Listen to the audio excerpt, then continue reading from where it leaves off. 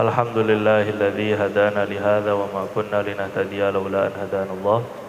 Asyhadu an la ilaha illallah wahdahu la syarika lah wa asyhadu anna Muhammadan abduhu wa rasuluh la nabiyya ba'dah. Allahumma salli wa sallim wa barik wa karrim wa tahannan wa tafaddal wa takarram ala sayyidina wa maulana Muhammad wa ala alihi wa ashabihi wa azwajihi wa dhurriyyatihi wa atba'ihi ila yaumiddin, amma ba'du. Subhanaka la ilma lana illa ma 'allamtana innaka antal alimul hakim wa ma as'alukum alaihi ajra in ajriya illa 'ala Allahil ladzi fatarani rabbil alamin. Bapak-bapak yang Allah SWT muliakan, syukur kehadirat Allah SWT. Lagi dan lagi kita panjatkan sholawat kepada Nabi Muhammad SAW serta seluruh keluarga baginda, para sahabat, serta seluruh umatnya yang mengikuti jejak langkah beliau. Semoga Allah SWT kumpulkan kita bersama beliau di dunia sampai di akhirat, amin ya rabbal alamin. Kita lanjutkan kajian buku panduan praktis wudhu, sholat dan zikir secara sunnah pada halaman 56 ya. Bismillahirrahmanirrahim. Kewajiban atau syarat-syarat Fatihah sudah kita bahas pada pertemuan sebelumnya. Kemudian kesunahan untuk kita membaca ta'awudz pun juga sudah kita bahas. Selanjutnya adalah poin B. Dalam Fatihah ini diwajibkan membaca basmalah. Dari Abu Hurairah radhiyallahu taala anhu, Rasulullah sallallahu alaihi wasallam bersabda, "Idza qara'tum alhamdulillah, apabila kalian membaca alhamdulillah, maksudnya surat Al-Fatihah, faqra'u bismillahirrahmanirrahim." Maka bacalah bismillahirrahmanirrahim. Innaha ummul Quran. Sesungguhnya surat Al-Fatihah adalah induk daripada Al-Quran. Wa ummul kitab, induk daripada kitab suci. Wa sab'ul mathani, dan 7 ayat yang diulang-ulang. 7 ayat agung yang diulang-ulang itu Fatihah. Wa bismillahirrahmanirrahim ihdaha, dan lafaz ayat bismillahirrahmanirrahim adalah salah satu dari 7 ayat tersebut. Ini riwayat Baihaqi nomor 2486 dan sahih.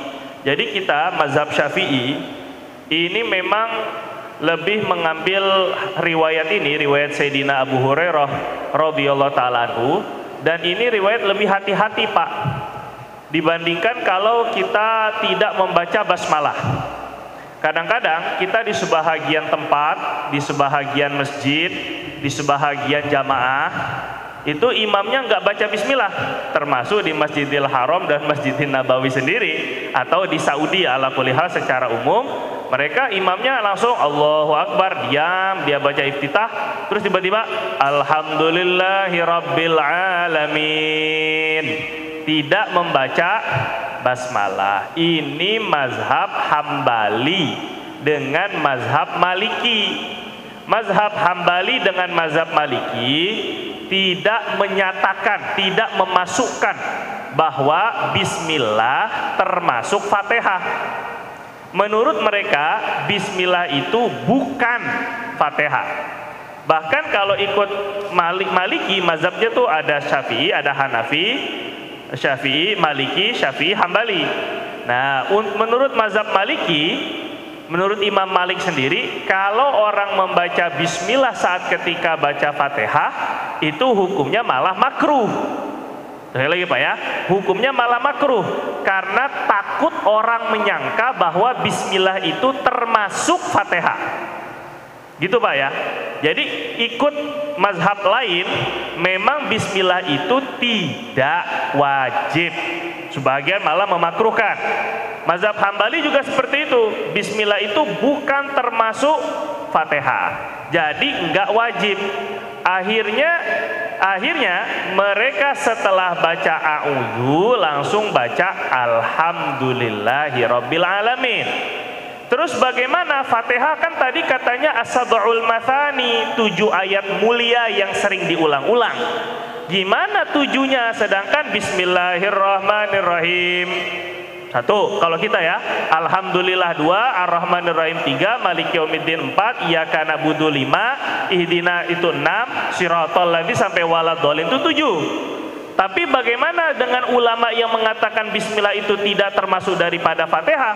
Mereka katakan tetap 7. Karena alhamdulillah 1, ar-rahmanir-rahim 2, maliki yaumiddin 3, maliki iyyaka na'budu 4, ihdinas siratal mustaqim 5, kemudian siratal ladzina an'amta alaihim 6, 7-nya ghairil maghdubi alaihim waladdallin. Jadi 7-nya tuh ghairil maghdubnya tetap terhitung 7. Nah, mereka yang menyatakan bahwa bismillah itu bukan termasuk daripada Fatihah pun juga punya dalil.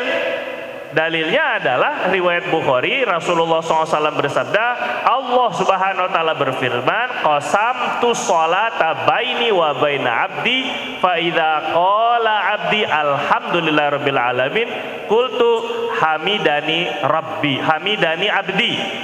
Kata Nabi SAW, Allah Subhanahu wa taala bersabda, Allah Subhanahu wa taala berfirman dalam hadis qudsi. Kata Allah, aku membagi sholat menjadi 2.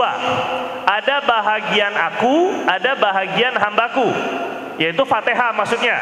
Ketika hambaku membaca alhamdulillahirabbil alamin, maka Allah akan menjawab bacaan alhamdulillah kita dengan hamidani abdi. Tuh lihat, hambaku sudah memuji aku. Ketika mengucapkan ar-rahmanir-rahim, Allah jawab lagi, Allah banggakan kita saat ketika kita mengucap ar-rahmanir-rahim di depan para malaikat. Allah bilang, asna alayya abdi, hambaku terus memujaku. Ketika kita mengucapkan maliki yaumiddin pun juga Allah jawab lagi, majjadani abdi, hambaku senantiasa mengagung-agungkan diriku. Nanti ketika kita mengucap iyyaka na'budu wa iyyaka nasta'in, hanya kepadamu kami menyembah dan hanya kepadamu kami memohon pertolongan, maka Allah Subhanahu wa taala bilang, hadza ma baini wa baina abdi wa li abdi ma sa'al. Ini ayat ini pertengahan. Iyyaka na'bud untuk aku, hanya kepadamu kami menyembah, berarti untuk Allah. Wa iyyaka nasta'in, hanya kepadamu kami meminta pertolongan, itu untuk hambaku. Nanti hambaku akan dapat apapun yang dia minta. Sekali lagi Pak ya, hambaku akan dapat apapun yang ia minta. Akhirnya yang kita minta apa? Bukan rezeki dulu yang kita minta Pak, bukannya kesehatan dulu yang kita minta, bukan istri 1, 2, 3 dulu yang kita minta, bukan keturunan dulu minta, tapi yang kita minta ihdinas siratal mustaqim, hidayah. Itu yang paling penting menurut Allah Subhanahu wa taala untuk kita minta.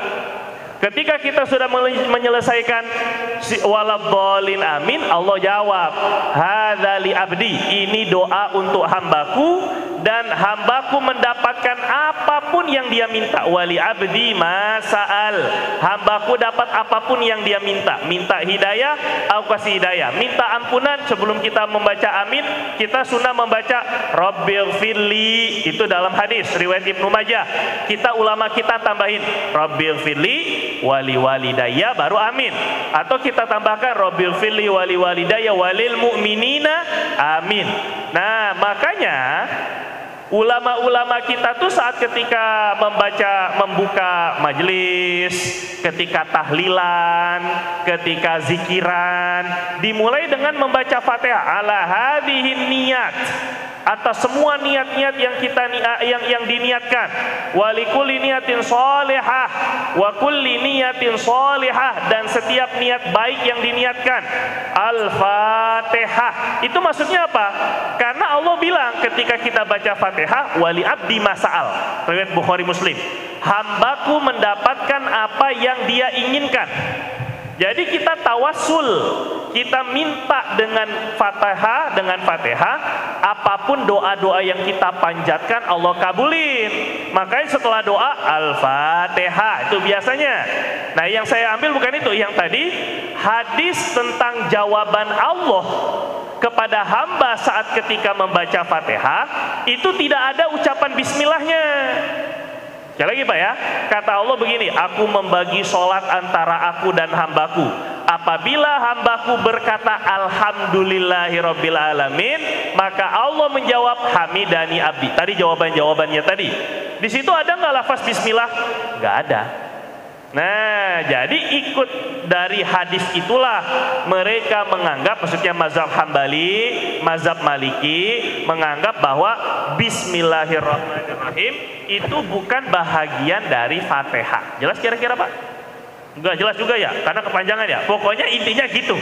Intinya pokoknya menurut mazhab lain, Bismillah itu enggak termasuk Fatihah, maka enggak wajib dibaca ketika sholat.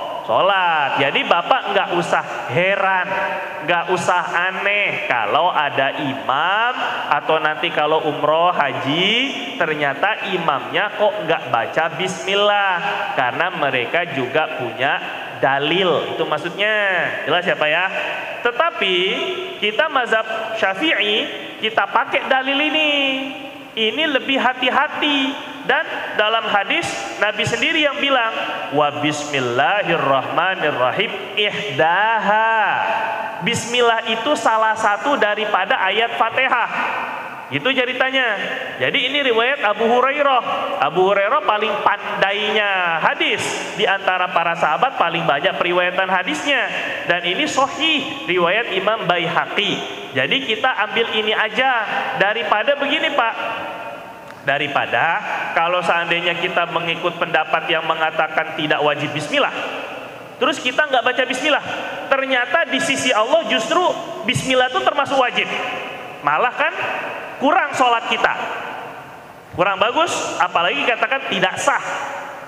Tapi kalau kita ikut pendapat yang mengatakan wajib, akhirnya kita baca bismillah, ternyata di sisi Allah bismillah itu nggak wajib, kan nggak apa-apa. Toh juga kalaupun nggak wajib pun bisa masuk ke dalam sunnah. Jelas nggak Pak kira-kira ini ya? Jelas ya? Nah, jadi lebih elok mana? Lebih baik mana? Lebih bagus mana? Lebih selamat mana? Lebih selamat nggak baca bismillah aja Pak, nggak usah ikut-ikutan. Saya baru pulang umroh, imam-imam di sana nggak baca tuh bismillah. Akhirnya Bapak langsung pulang-pulang jadi ya tasa'ad, jadi orang Saudi, sok-sokan jadi orang Saudi. Akhirnya langsung Allahu Akbar, ada gitunya, terus kemudian Alhamdulillahirabbil alamin. Loh, kok Bapak jadi berubah? Enggak, saya ngikut imam. Itu mereka ini orang awam tuh pahamnya begini Pak, Mekah Madinah ini kan sumber Islam. Jadi yang paling sahih, yang paling benar, yang paling murni Islamnya itu ya Mekah Madinah. Gitu pemahaman orang awam. Dikira Mekah, iya memang sih betul Mekah Madinah itu memang sumber Islam, tapi kebanyakan sahabat ternyata lebih banyak yang berpencar keluar daripada Mekah dan Madinah daripada yang berkubur di Madinah. Katanya hanya 1.000 atau 3.000 yang ada di Madinah sendiri, yang lain yang 120 ribuan itu kemana? Ya berpencar ke seluruh alam. Terus yang kedua ternyata yang dipilih Allah Subhanahu wa taala untuk jadi ulama-ulama besar itu bukan ulama Makkah dan Madinah. Imam Bukhari dari mana? Uzbekistan. Imam Muslim dari mana? Kurang lebih dari Iran. Terus kemudian Imam Tirmidzi dari mana? Golongan-golongan gak ada satupun di antara mereka yang Mekah Madinah kecuali Imam Malik dengan kitab Al-Muwatta'nya. Paham Pak ya? Imam Syafi'i sendiri asalnya bukan daripada Mekah dan Madinah, Palestina, Gaza. Jadi maknanya dan berkembangnya itu di Mesir, Irak. Jadi maknanya ilmu itu tidak tersekat hanya di Mekah dan di Madinah, dan bukan berarti Mekah dan Madinah yang ada sekarang ini lebih murni, lebih benar, lebih sahih, lebih selamat, lebih bebas daripada bid'ahnya. Enggak mesti, bukan begitu cara ininya. Jadi dilihat daripada jalur keilmuannya. Dari yang 4 mazhab, mana yang dari Mekah Madinah? Cuman Imam Malik. Imam Syafi'inya bukan, Imam Abu Hanifahnya juga bukan. Imam Abu Hanifah mazhabnya bukan itu daripada Persia malah Iran, Imam Ahmad bin Hambalnya itu daripada Irak, jadi bukan daripada Makkah Madinah semua. Dan Allah itu maha adil karena sahabat itu berpencar, jadi ilmu itu dipecah, disebar luaskan. Jadi kita nggak bisa menilai suatu kesohihan itu daripada apa yang berlaku di Mekah dan Madinah sekarang. Kalau boleh jujur, silakan Bapak cek, tanya kepada pelajar-pelajar kita yang dari Mekah, siapa dosen yang paling pintar, dari mana? Tanya. Insya Allah jawabannya kebanyakan mereka akan mengatakan bukan dosen dari Saudi. Yang lebih pintar itu dosen dari Mekah, dosen daripada Yaman, dosen daripada apa yang hitam-hitam, bukan yang hitam-hitam yang banyak di Sudan, dosen daripada Sudan, itu yang lebih banyak yang pintar-pintar. Mauritania, Afrika, hafalannya Masya Allah Tabarakallah daripada orang Saudi sendiri. Tapi kalau dosen yang paling kaya, Saudi. Nah itu bedanya. Kalau ilmu enggak, Saudi enggak menang. Enggak percaya tanya aja kalau enggak percaya. Mereka pun import daripada ini. Jadi bukan berarti kalau seandainya dari Mekah dan Madinah, itu maksud saya yang ada di Mekah dan di Madinah itu berarti 100% harus kita juga mengikuti seperti itu. Enggak, bukan seperti itu. Kita juga ada panduan ilmunya, dilihat daripada dalil-dalilnya. Jadi kita ikut yang mana ini intinya? Bismillah aja lah udah, daripada bikin ribut orang kampung. Maksud saya mengemukakan tadi bagaimana pendapat-pendapat mazhab-mazhab. Ya Bapak kalau seandainya mendengar imam yang seperti itu nggak baca bismillah, oke, nggak jadi masalah, Bapak sholat aja. Kalau dalam mazhab Imam Syafi'i, kalau kita mazhab Imam Syafi'i ngikut kepada imam yang nggak baca bismillah, maka kata dalam kitab kita mazhab Imam Syafi'i itu, kalau imamnya ngasih jeda diam seukuran bisa baca bismillah, maka kita masih boleh ngikut. Husnuzon dia juga baca bismillah tapi pelan. Tapi kalau dia nggak ngasih kesempatan untuk baca bismillah, ikut mazhab Imam Syafi'i, nggak sah kita sholat bersama dia, karena menurut kita sholat dia nggak sah. Misalnya Allahu Akbar, diam dia baca iftitah kan, nggak masalah. Tiba-tiba Alhamdulillahirabbil alamin, masih boleh ngikut. Pada rakaat yang kedua, Allahu Akbar, adornya, terus tiba-tiba Alhamdulillahirabbil, nggak ngasih jeda waktu, nggak ada diemnya antara intiqal, takbir perpindahan dengan alhamdulillah, langsung alhamdulillah dengan alhamdulillah itu nggak ada jeda waktunya. Berarti ini imam sama sekali nggak baca bismillah berarti. Maka kita nggak boleh mengikuti, kita nggak boleh bermakmum kepada imam yang seperti itu. Nah, yang saya tahu justru karena mereka imam-imam Masjidil Haram atau Masjidil Nabawi faham dengan perbandingan mazhab seperti ini, mereka pun toleransi. Yang nggak toleransi itu kita aja sebenarnya, yang di sini itu Saudi yang ke Indonesiaan atau Indonesia yang ke Arab-Araban.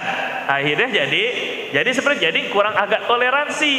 Mentang-mentang dia yang jadi imam, nggak mau baca bismillah sama sekali. Memang menampakkan kalau dia tuh bismillah tuh ya mungkin apalah, nggak sunah atau seperti apa, sehingga Allahu Akbar, alhamdulillah. Jangan langsung, kasih jeda waktu. Kalau Bapak yang jadi imam, kalaulah Bapak berkeyakinan bahwa bismillah itu tidak wajib, tolong toleransi kepada makmum-makmum yang ada di belakang. Udahlah bismillah aja, ngapa susah banget maksudnya gitu kan. Kalau enggak pun kasih jeda waktu, jangan langsung diam langsung alhamdulillah. Karena kasihan kebanyakan kita ini mazhab Syafi'i. Kebanyakan kita dari kecil tuh udah mazhab Syafi'i karena Wali Songo itu mazhab Syafi'i. Kalau enggak, kalau misalnya mereka tuh menyebarkan mazhab Hanafi, tentu tata cara ibadah kita tuh pasti sudah seperti mazhab Hanafi. Allahu Akbar, tangannya di bawah pusar, kayak orang adu penalti, kayak orang apa lagi tendangan bebas gitu lebih kurang. Nah begitu, tangannya tuh di bawah begitu. Nah, jadi kalau karena kita tuh begini berarti mazhab Syafi'i. Bapak kalau dari kecil udah diajarin usoli, udah diajarin nawaitu, confirm Bapak tuh bukan mazhab apa-apa. Saya mazhab apa? Bapak nggak usah nanya, Bapak mazhab Syafi'i udah. Kalau udah usolinya, udah nawaitunya, nggak penting tahu atau nggak mazhab-mazhab, Bapak tuh udah Syafi'i, nggak usah sok-sokan nggak bermazhab. Innalillahi wa inna ilaihi raji'un. Begitulah lebih kurang, Pak, maksudnya. Jadi ini mungkin, ya alhamdulillah kita di sini mungkin paham dengan baca basmalah tadi. Tapi kalau misalnya ada di antara yang nonton kah, yang sampai, yang dengar, kemudian dia nggak meyakini bismillah itu sebagai Fatihah, minimal toleransilah. Kasihan makmum-makmum yang kebanyakan ini mazhab Syafi'i, begitu loh Pak ya. Jadi bismillah itu Fatihah bukan? Pak, Assalamualaikum, kok jadi bingung nanti jangan-jangan. Oh, apa ya? Fatihah bukan? Ini alhamdulillah.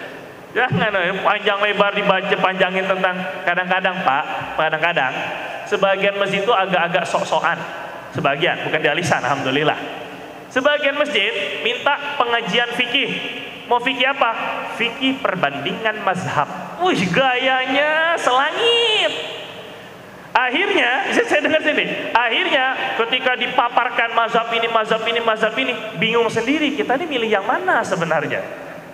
Gara-gara masih TK, masih SD, baru belajar alibata, Qurannya pun juga belum lancar-lancar amat. Ini sok-sokan lagi belajarnya perbandingan mazhab. Santri pun nggak berani belajar perbandingan mazhab, takut berubah mazhabnya gitu maksudnya. Apalagi kalau orang awam, bingung dia akhirnya. Akhirnya ambil mana yang lebih ringan aja lah. Nah ini. Akhirnya ngikutin nafsu inanya. Afara'aita man ittakhadha ilahahu hawa wa adallahullah. Kamu lihat enggak kata Allah, ada orang yang ngikuti hawa nafsunya, menjadikan hawa nafsunya sebagai Tuhan, maka Allah sesatkan malah. Jadi sesat malah. Kalau ngikutin yang ringan-ringan aja itu jadi ngikutin nafsu namanya. Malah sesat kata Allah Subhanahu wa taala. Ini pentingnya. Maka kuatkan dulu mazhabnya, baru Bapak boleh pengetahuan silahkan. Tapi kalau pengamalan enggak bisa, harus ada mazhab yang dipegang. Terus berikutnya dari Nuaim Al-Mujmir rahimahullah ta'ala. Ini dalil lebih ekstrim, maksudnya lebih menguatkan mazhab kita. Pokoknya kita nggak boleh kalah. Begitu lebih kurang kalau. Jadi kami itu kalau dulu sama Syekh Nuruddin itu ya, kalau udah imtihan, kalau ujiannya ujian langsung dialog dengan Syekh. Jadi kalau Syekh itu lebih suka, Syekhuna itu, kalau antum berpendapat halal, walaupun ada ulama yang berpendapat haram, tetap pertahankan pendapat halal itu dengan argumentasinya. Beliau ingin melihat kepakaran kita dalam menggunakan dalil. Jadi ujiannya langsung sama Syekh. Syekh itu suka pura-pura jadi Wahabi gitu. Jadi lebih kurang lah begini, lebih kurang. Atau pura-pura jadi mazhab lain, terus nanti kemudian di debat kita ini. Jadi Syekh itu lebih senang. Kita tuh kalau lagi imtihan, lagi ujiannya langsung dengan Syekh begitu, itu lebih senang kita tuh ngotot-ngototan sama beliau gitu. Jadi udah nggak ada barokah-barokah dulu ini kalau lagi ujian tuh, begitu lebih. Karena latihan untuk jadi ulama, begitulah lebih kurang ya. Dulu tuh begitu, sampai ada kawan saya di depan saya tuh sampai gebrak meja nih, itu bener-bener itu mah kelebihan itu mah ya. Terus cuman ya begitu. Jadi ini untuk menguatkan, meyakinkan lagi kenapa kita cantumkan dalil-dalil ini agar Bapak tuh nggak gampang goyah. Baru dengar yang sekali dua, baru sekali dua baca YouTube aja, dengar YouTube, wah nggak bener ini amalan masyarakat ini. Innalillahi wa inna ilaihi raji'un. Dari Nuaim Al-Mujmir rahimahullah taala berkata, aku sholat di belakang Abu Hurairah radhiyallahu taala anhu, dan sanad kita ke sana. Faqara'a, aku sholat di belakang Abu Hurairah. Faqara'a Bismillahirrahmanirrahim. Tsumma qara'a bi ummil Quran. Beliau Abu Hurairah membaca Bismillahirrahmanirrahim, kemudian melanjutkan bacaan Fatihahnya. Berarti membuktikan bahwa beliau Abu Hurairah itu bacaan Bismillahnya kenceng. Berarti ini amalan sahabat. Amalan sahabat baca Bismillah ketika sholat jahar, Bismillahnya kenceng. Itu siapa yang ngamalin? Abu Hurairah. Terus siapa yang lebih sunnah? Kita atau Abu Hurairah? Begitu lebih kurang. Terus Imam Syafi'i pernah didebat. Imam Syafi'i ketika menyampaikan riwayat yang seperti ini, bahwa beliau tetap berpegang teguh bahwa Bismillah itu termasuk daripada Fatihah. Terus kemudian beliau didebat. Ada riwayat hadis Seorang sahabat berkata, aku sholaitu khalfa Abi Bakar, khalfa Rasulillah, aku sholat di belakang Rasulillah, wa Abi Bakar, wa Umar, tiga-tiganya aku sholat di belakang menjadi makmum Rasul, Abu Bakar dan Umar. Fa yaqrauna, mereka membaca alhamdulillah. Mereka membaca alhamdulillah. Kok nggak pakai bismillah? Ada sahabat meriwayatkan hadis, fayaftatihuna sholata bi alhamdulillahirabbil alamin. Mereka baik Rasul, Abu Bakar dan Umar, mereka sholat dengan memulainya dengan membaca alhamdulillah. Enggak ada tuh bismillahnya, kata Imam Syafi'i. Kamu salah paham. Yang maksud daripada memulai dengan alhamdulillah itu maksudnya memulai dengan surat alhamdulillah, bukan nggak baca bismillah. Seperti kita sebut surat Al-Muluk, kita bacanya bilang surat Tabarok, bukan berarti nggak baca bismillahirrahmanirrahim ketika memulai Tabarok. Itu kata Imam Syafi'i. Akhirnya terdiam gara-gara mendebat Imam Syafi'i. Jangan cuma sekarang kan debatnya nggak sama Imam Syafi'i masalahnya. Ketika ia telah salam, kata Nuaim Al-Mujmir, Nuaim Al-Mujmir tabi'in. Nuaim Al-Mujmir ini tabi'in, muridnya Abu Hurairah gitu loh Pak.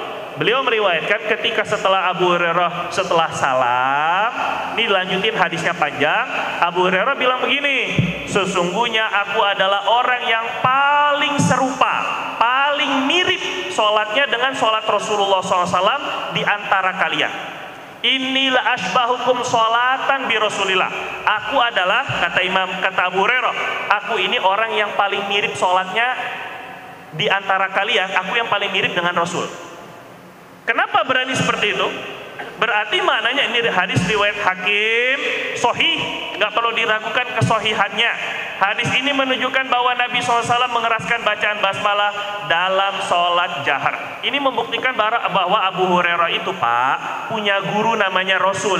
Ketika sholat benar-benar diperhatikan, sehingga ketika gurunya udah nggak ada, ketika gurunya Rasulullah udah nggak ada, beliau memastikan sholat saya ini sholat paling mirip dengan Rasul. Jelas gak? Coba kalau Abu Hurairah kayak kita, pengajian ngantuk, kita lebih kurang ya. Gurunya melakukan ini nggak diperhatikan, udah mau nanya nggak suruh nanya, nggak nanya-nanya. Misalnya ini kan, bukan bapak, maksudnya saya. Nah, maka akan banyak hilang ilmu guru-guru kita kalau seandainya seperti itu. Untungnya Abu Hurairah nggak kayak gitu, gitulah lebih kurang. Wallahu taala a'lam bishawab. Ada pertanyaan satu? Ya, Bapak silahkan. Waalaikumsalam warahmatullahi wabarakatuh.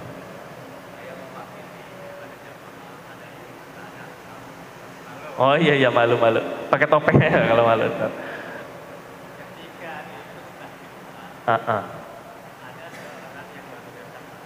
Ya. Oke. Ya.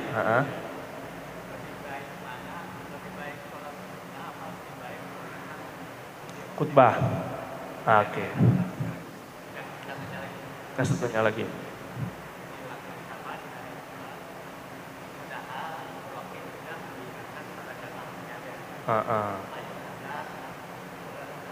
Iya. Allahu Akbar. Masya Allah. Ya. Ini jawabannya setengah jam bisa Pak, ini jawabannya ini. Sakit aja ya. Pertama, kalau baru datang lagi khutbah sedang berlangsung, maka yang lebih afdol tergantung datangnya itu masuk masjid apa enggak. Kalau masuk masjid, maka yang lebih afdol sholat tahiyatul masjid. Sekali lagi, sholat tahiyatul masjid, tapi enggak boleh baca surat, bacanya Fatihah doang, agar lebih cepat. Yang wajib-wajib aja 2 rakaat, karena itu Nabi yang suruh sebelum duduk. Itu kalau masuk masjid. Tapi kalau kita meluber sampai keluar, sampai ke tempat parkir, nggak ada tahiyatul parkir, maka qobliyah Jumat nggak boleh. Yang boleh itu hanya tahiyatul masjid, karena parkiran kita itu nggak bisa dipakai i'tikaf. Parkiran kita itu bukan termasuk tempat sholat masjid, maka langsung duduk. dengarkan khutbah. Ini kalau sampai meluber keluar seperti itu. Yang kedua adalah tentang berbicara ketika khutbah sedang berlangsung. Maka Nabi SAW jangankan berbicara, Nabi bilang kalau kamu negur saudara kamu, diam. Riwayat Imam Muslim, sahih. Kamu negur saudara kamu ketika khotib lagi bicara, diam diam. Yang bilang diam itu kata Nabi, faqad laghauta, kamu sudah berbuat sia-sia. Waman lagho fala jum'ata lahu, dalam sebagai orang yang melakukan perbuatan sia-sia maka pahala Jumatnya hilang, walaupun kewajibannya gugur. Kewajibannya sudah nggak wajib, udah terpenuhi, tapi pahalanya hilang. Ya imma pahalanya hilang atau minimal berkurang. Begitulah. Untuk urusan pahala hakikatnya Allah yang Maha tahu. Kalau urusan pahalanya, cuma daripada hadis Nabi bilang la jum'atalahu, tidak ada Jumat baginya. Itu yang negur. Gimana yang ngobrol? Yang negur aja sia-sia, apalagi yang ngobrol. Wallahu taala alam bisawab. Bapak terakhir ya, kasihan Bapak. Waalaikumsalam warahmatullahi wabarakatuh. Bang Ipan silakan.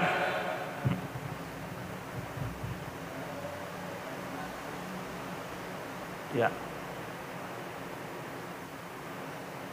Ya.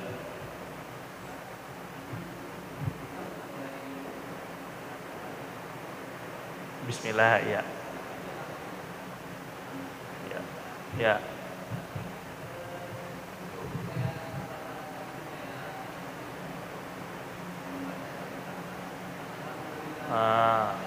Iya. Ya nggak apa-apa Pak, kalau misalnya alhamdulillah, asal jangan alhamdulillah. Nah yang kayak gitu agak merisaukan takutnya, atau alhamdulillah jadi nyanyi jadinya, ini kan nggak jadi baca Fatihah. Yang pendek dipanjangin atau yang panjang dipendekin. Kalau awalnya doang yang terbata-bata tapi kelanjutannya itu mulus, nggak masalah. Tapi kalau di tengah-tengahnya yang terbata-bata, ya tak kalau bahasa Arabnya itu jadi gagap. Nah ini bermasalah. Kalau di makmumnya ada yang bacanya lancar, harus diganti. Itu kalau di tengah-tengah. Kalau di awal, insya Allah gak masalah. Ya, wallahu ta'ala bisawab. Subhanakallahumma bihamdika asyhadu an la ilaha illa anta astaghfiruka wa natubu ilaik.